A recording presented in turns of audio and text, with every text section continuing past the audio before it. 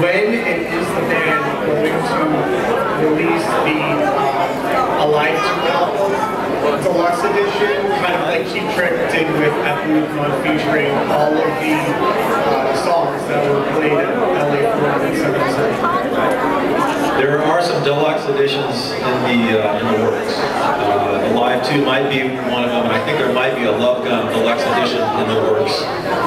It would include a bonus disc with demos or things that were from that era that were happening at the time. Maybe additional songs that were recorded or outtakes and that sort of thing. So, again, this is not official, but this is kind of what I've heard, that there's going to be a couple deluxe edition sets coming along. And actually I might add, since 2014 next year is what we're considering to be the official 40th anniversary of the band. There are going to be a lot of cool things happening coming up in 2014 next year, including some of this type of thing that I'm talking about. And obviously we're going to be out doing shows and doing some special events along the way as well. So. All right, who's next, Tommy? Go ahead and pick somebody. Right here. This old rambunctious gentleman right here. You are very happy today, aren't you?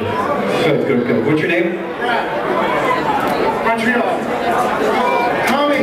Montreal, yeah. I just want to say, first of all, Monster is my official favorite Kiss album. Thank you for that. Well, thank you very much. So my question is, when are we going to get Kissology 4? I've been hearing that it's coming out, and it's supposed to be all shows from Cobo Hall, and I'm dying for that to come out. So do you have any dates, please? Well, I don't have an official release date for Kissology 4. But I know I've been working on it a bit though, so we've been working on this the last couple of years. And I put it together probably 75–80%, and then it was kind of put on hold again because there's other things happening that are coming, like Monster and that sort of thing. So, but it's definitely in the works. There's a lot of cool old stuff, and some of the stuff you just mentioned might be there too. So it's there. It's not completed, and I don't know what the release date is, but it's definitely going to happen at some time. I'm sure. I'm guessing within the next year. So stand by for Kissology 4. It will happen. All right, who's next? How about this guy right here? All right, look at that, jumping over that word. Where are you? There he is. And you are, and you're from?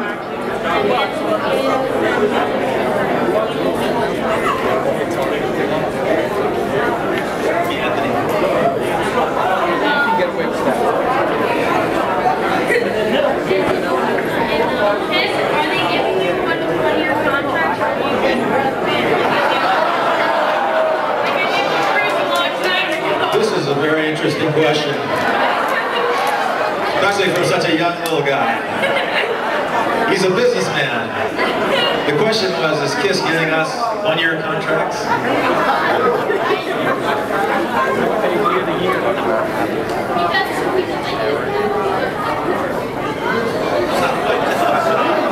Whose kid is this? Whose kid is this? Who sent You this? gotta teach him better. Who sent this kid? No, Eric Singer and I are official members of the band. And so, that year-by-year thing, that doesn't really exist. So, but it's a good question, very interesting question. Thank you, and go home and do your homework on Kiss. 100-question quiz at the end of the day. How about back in the hat right there? Yeah. Come on up, Mr. Man in the Hat. I think he's got a tough one for me. All right, this is Anthony, guys. Anthony Loro as the Kiss Cruise Maniacs. Let's hear it for the Kiss Cruise Maniacs. I know there's a bunch of you here, and we're going to have a good time on that one. Anthony, what's your question? Tell them where you're from first. Fresh Meadows, Queens, New York City. My question, Tommy, first I want to say thank you to you and Eric, keep the band alive all these years. You guys never would have made it to 40 years without Tommy and Eric, so you got to give it up. Well, thank you. We do the best we can. So, what I told you before, Tommy, if anybody doesn't know, the OLPs, these are original lineup purists. These are people who cannot accept any version of the band except Paul, Gene, Ace, and Peter. What do you have to say to those people? Well, I think it's all good because I'm almost one of them myself, to tell you the truth. I mean, I've been a fan of Kiss since the very beginning, 1974 when the first record came out. So I know all about purists, and I can relate. You know, some people are into different areas of the band and the original lineup and all that sort of thing. I think it's great, and they should be, because that was a magical time when those guys, you know, made things happen back in the early days. So I'm a fan, and I think it's all good. Whatever anybody's into, it's all good with me. Thanks. Very, very diplomatic. Next, Jason. That's Jason. Jason, come on up. There you go, brother. Tell them where you're from.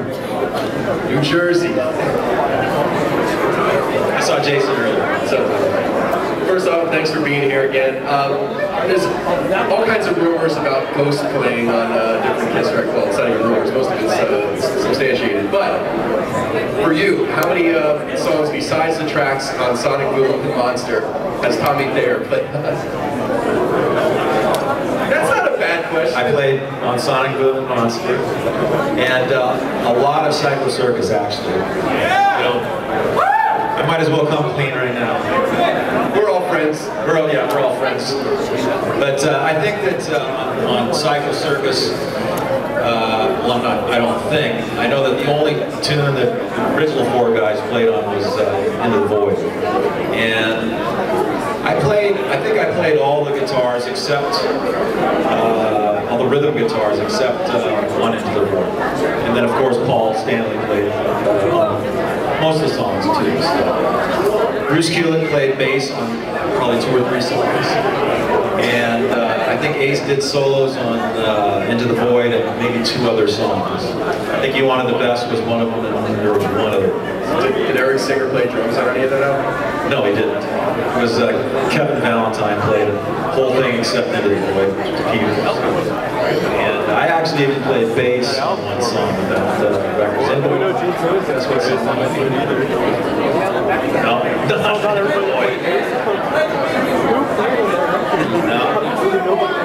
We are one. Thanks, Tom. So anyway, hopefully that dispels all the mystique and rumors about Psycho Circus. Okay, who's next? I don't like that album anymore. Make way, make way. You know what? Because you're so excited, I'm going to make you next. 4 times.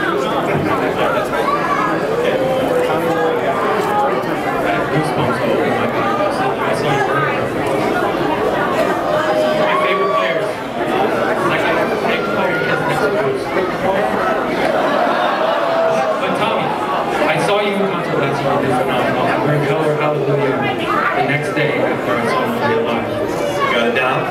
Yeah, only the rhythm parts, I'm working on it. And I performed out of this room and all the coffee shops.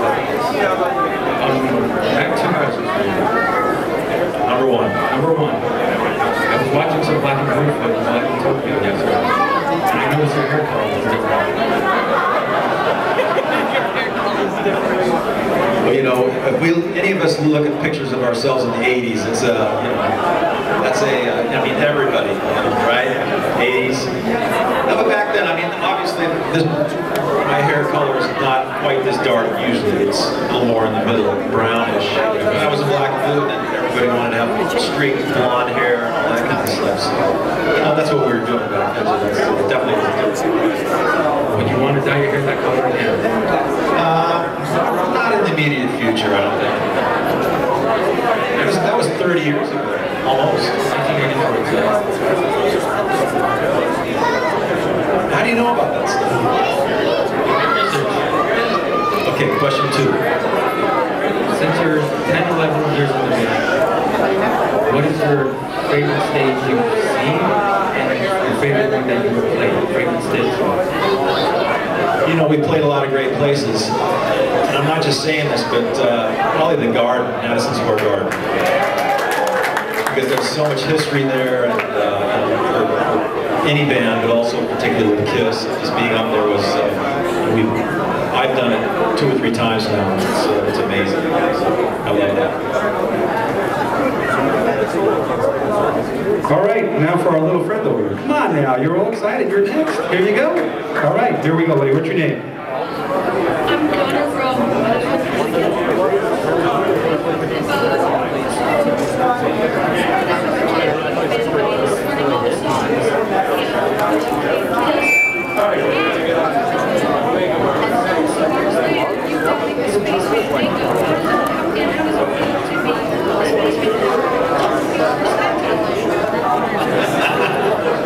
good feeling. I mean, it's, you know, I'm so fortunate to be doing this, and, you know, it's the greatest. I mean, who wouldn't want to play guitar and Kiss? So, I'm very lucky and very fortunate, and it's great that so many nice people are here and being so supportive.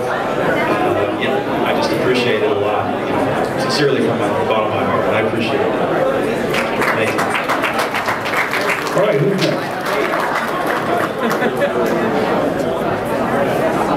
We'll get to it. Okay, well, here's what I'm going to ask. When I give somebody the microphone, don't be afraid. Put it as close to your mouth as possible so we can hear you, okay? What's your name?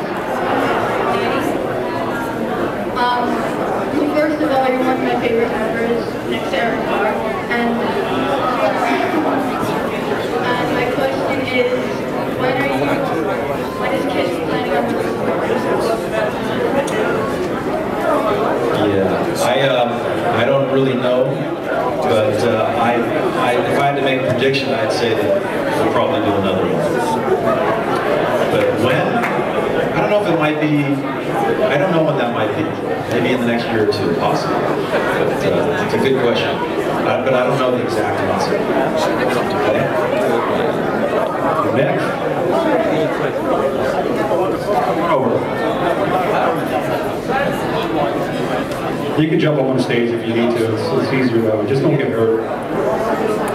Insurance is terrible. Come on, bro. What's your name? Jersey. All right. The book's gonna get, did you ever write a book? I have no plans to write a book. I think there's enough good reading out there on Kiss already. I don't have any plans to do that. Although I've got a lot of great stories and have had a lot of great experiences in this the world of Kiss. But no plans for me. You know, Paul's got a book coming out next spring, I believe, sometime, and it's going to be really good. I had a chance to see some of it, so it's good. Thanks. Next. Come on. You can come on stage. Tommy doesn't mind. Your name and you're from? Mike from Palmdale, New York. So on Kiss Cruise 1, we got through a lot of the low spice extra service through time. I think last year on the cruise we did standards there. What do we expect this year? Well, the Kiss Cruise 3, we're going to dig deeper, and we've already been talking about this. We want to, you know, play a lot of tunes that people haven't heard before. And I've actually already been kind of sitting at home going through some stuff on my own. That I'm gonna, when we start rehearsing next week, I'm gonna come in and I'm gonna say how this, this, and this, and this, because usually it's Eric and I that are the ones that have to kind of push this a little bit. So we're going to push that envelope and make sure that there's a lot of cool stuff and more obscure stuff to play on the cruise for sure. Okay. Thank you. Thanks for reminding us. That's a good point. Thanks. Next.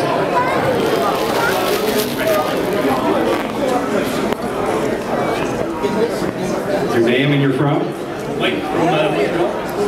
It's actually probably a good time to say something to today's question. I'm just wondering, I've heard that in the past few years it's because of you and Eric jamming this. Sometimes that's when some kind of classics or newer songs actually end up in the set list. So I was just wondering how much input or, you know, how responsible are you guys for moving those boys into shape and saying, guys, come on, it's time to play something else, you know, with the fans on it.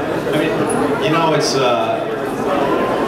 I don't want to take all the credit or something because it's not like that, but sometimes we do have to push, you know. And I remember a few years ago, it was maybe 6 or 7 years ago, before the cruises, we were doing some shows, and I think Eric and I said, let's do Kiss in Town. And I remember we started playing it in rehearsal with those guys, and I distinctly remember Gene saying, are you sure we should do this? You know, I go, oh yeah, fans would love it. So, you know, we'll keep pushing, but sometimes those guys are just, you know, they're kind of stuck in the, you know, they know it works well, and they've been doing that for a long time, and I think taking these left turns sometimes is a little kind of off the beaten track for them. And, you know, they just keep going, this is really what what the biggest, you know, the most intense fans want to hear, you know, more obscure kind of stuff, and hear different stuff than usually. Especially on the cruise, you guys really did a good job of that. Like, you pulled up a lot of good stuff from Just the Kill and Modern and also when you actually play it. On the first one. Right, and it goes over well. Sure. Do they want to wake up and say, yeah, wait a minute, maybe you guys have to wait? No, I think that I think everybody realizes, especially on the cruises, because it's, you know, that's a particular KISS fan that's on the cruise. It's the, you know, the hardcore fans and the real aficionados, and they want to hear that. So, you know, when you're playing arenas on the regular tour, you know, you can't, honestly, you can't do that too much because we've tried at certain times, and you know, we're just gauging it on the reaction and the energy and that kind of stuff. Because when you're doing a live show, you're trying to, you know, have this dynamic that goes on where, you know, there's excitement and it builds, and you know, so really a lot of the classic tunes have to be there to make that happen, to make it dynamic. So, but that's why, you know, on tour, when you're playing the big places, you usually have to do the stuff that keeps most of the people excited.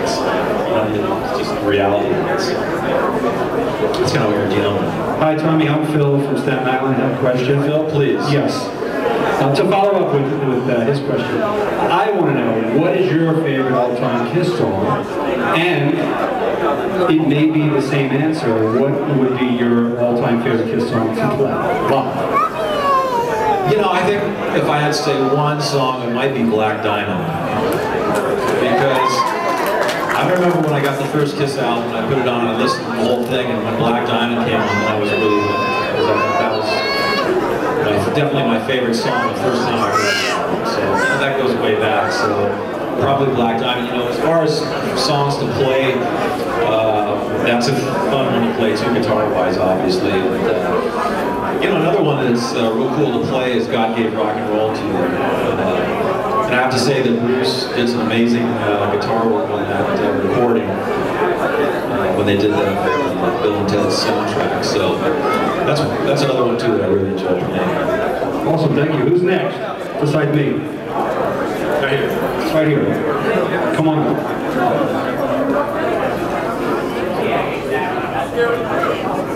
Your name and you're from? My name is Rita, and I'm from New York. And we have my husband teaching English on KISS, from KISS Online. So we want to take our class to a concert and see here in New York. Next time. Are you looking for free passes?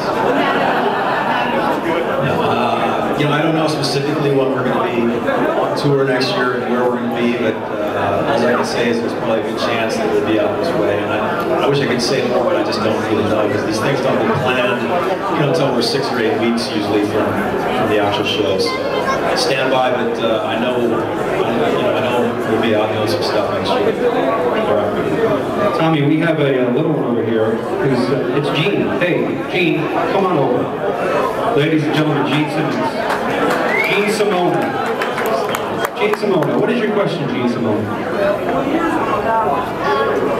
I play guitar too, and me and my dad, we love KISS, and we like collect all the records, and he's been teaching me some new KISS songs, and I want to know, do you like the new stage, the Spider stage? I really do. I mean, I might be biased, but I think it's probably one of the best stages we've ever had, personally. And I know the band, we all feel that way. It's a lot, you know, it's a good change from where we've been, because we had the stage that we used for many years, starting in 2000, and we're just kind of retweaking it. We tweaked it every year and kind of added little odds and ends, but it's basically been the same. So we changed it enough for the Spider stage that, you know, it's different for us. So that was a good thing. I think it works really well. It looks great when you see it. So I do like the Spider stage. Next.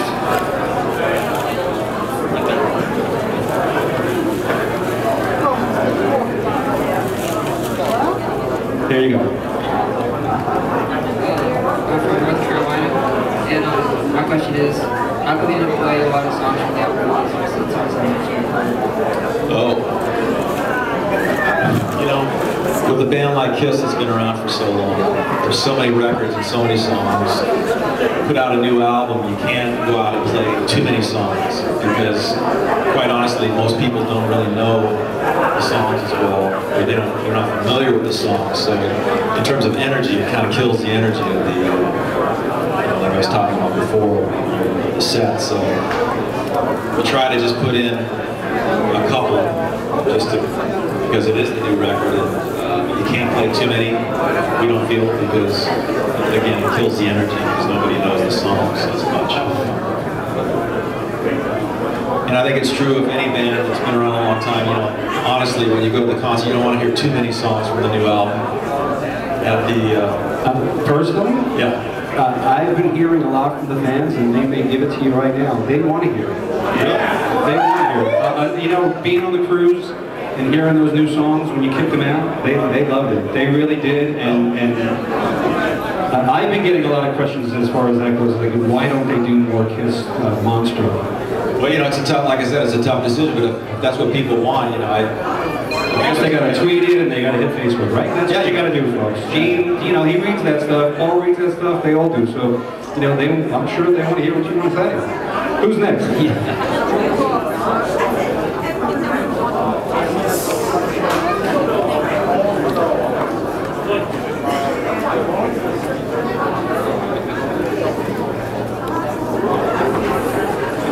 Your name and you're from? Ian from Savannah, Georgia. Hey,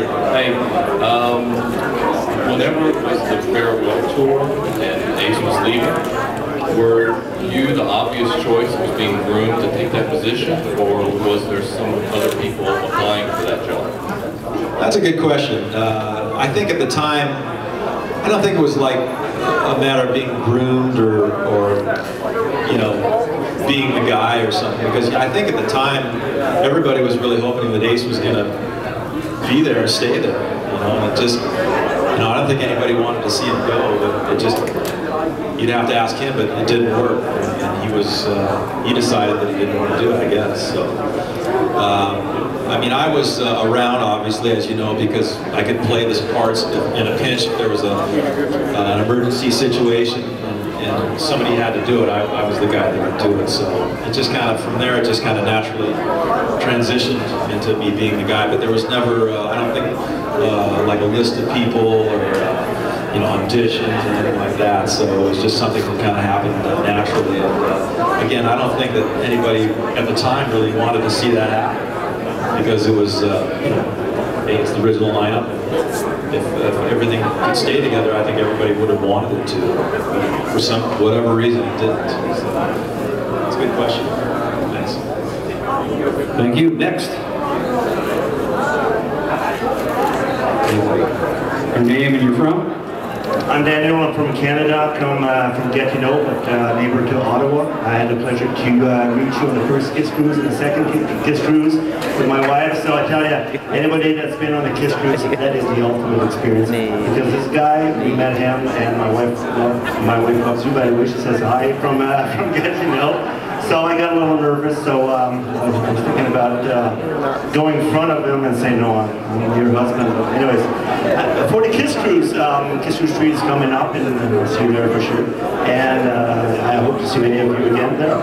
And the things that, what do you think of the Kiss Cruise? You know, the first time, you know, you hear about Kiss, all the costumes, all the rock and roll thing, and it's on a boat. It's so intimate, you know? How do you feel when you get there and see 3,000 screaming fans? It's got to be hard sometimes. But it's cool. I mean, for those that haven't been on one of the cruises, you should try it sometime and do it, because it's a really unique experience. I mean, the first time when we heard it was being done, and to be honest with you, we were kind of like, you know, what's this going to be like? Is it going to be kind of, you know, strange to like being stuck on a boat with crazy fans for 5 days, which is great, but you never know what these things are going to be like. So, but we had such a great time. We could look forward, you know, we look forward to the second one and now the third one. And I think that everybody that is there, also the fans and everybody that's on the boat, it's just a special, unique kind of situation. And there's so many cool events and activities, and of course the shows, and you know, everybody just loves it, and we're, you know, looking forward to it every year now. So you guys, if you haven't gone, you should try to catch one maybe next year if you're not on this year. So it's a great experience. Thanks for being part of our family, and it's really lovely. Oh, thank you, so sweet. Thank you very much. All right, guys. Unfortunately, we only have time for one more question because Tommy's got to get back to do some more signings. So, Tommy, you can do one special person. We can do a couple more. Yeah, you want to do a couple more? Keith, Tommy would like to do a couple more. Okay, great. Tommy, you pull the shots. Here you go. What's your name and where are you from? What's the level of involvement and you guys have the back catalog and the reissue, like the catalog box came out last year, what you want to do with that? What is the status of any unreleased KISS music in the future, as far as, you know, other stuff? Is it just Universal that has the rights to it, or do you guys do anything with it? When you talk about involvement, are you talking about me personally or talking about the band? The band. No, the band's involved. I mean, all these things, you know, Universal has a contract. They have so many things that they can put out and this sort of thing that it has to be approved and gone over with the band as far as what it is and planning. We get involved in that too. So, you know, as far as unreleased music, you know, again, I don't know. Like I mentioned, there's some deluxe edition stuff coming. There will be some cool extra stuff on some of that. It corresponds if it's a Love Gun thing, then it's from that era and things that were going on at that time where there would be demos, live, you know, recordings and that sort of thing. So, you know, there's stuff coming up, and we're definitely involved in it too. So, yeah. All right, next. Come on up.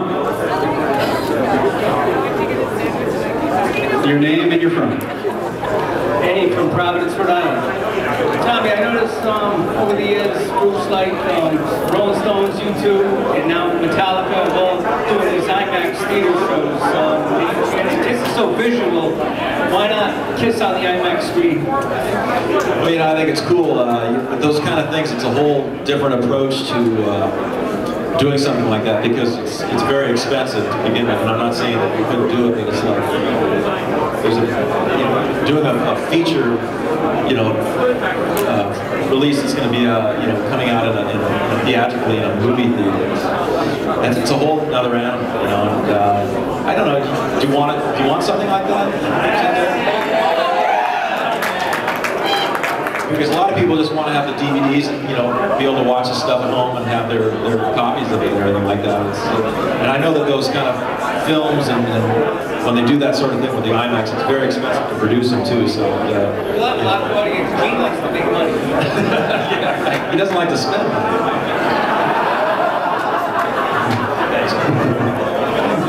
Next. Whoever Tommy picks next gets all Gene's money. That's right. There's the winner. Here he is, right here. That was a joke, buddy. Don't get too excited. I'll give you $5. No, I can't even give you that. I'm broke. My name's Andrew.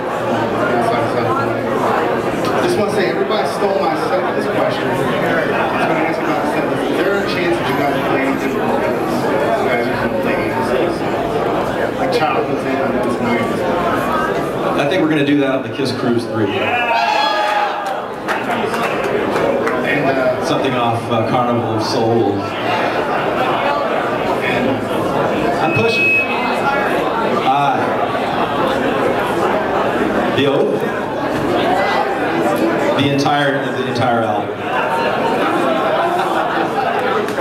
And what's going to be on KISS album? Is it just going to be older stuff, or will it be newer stuff? No, it would be a combination of vintage and then also stuff bringing it all the way up to date, maybe focusing on the last 12 years because I think number 3 ended off, 2001. So it would be, you know, a retrospective from 2001 up to current, and then also a lot of cool vintage stuff. A lot of people just want the vintage stuff. So, yeah, thanks, man. Thank you. Next. Right here. Tommy. Yes. I want her next. She's been waiting for an hour. After the gentleman that he just picked, you're next. It's my birthday too. Is it really your birthday? Happy birthday. You're older than me, I know it. 47. She looks great for her age. All right, we have 2 special guests here. You guys are both named and from? I'm Josh.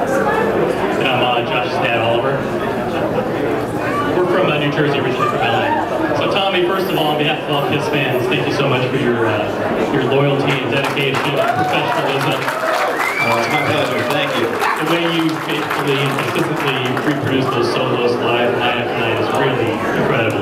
It's perfection. And here's a thinking man's question for you. We know the end is not near anytime soon. You have a contract with Universal for the next few years, but let's say Paul or Gene decide to call it quits, and they want your help in naming someone to step into their shoes. What are the, let's say Paul decides to call it quits. What are the one or two guys that you think might be able to fill in? Tommy Shaw, a Michael Sweet, who comes to mind from Tommy Thayer as being, hey, let's go out and see if this guy is available? You know, that's an interesting question, but the funny thing is nobody comes to mind, to be honest with you.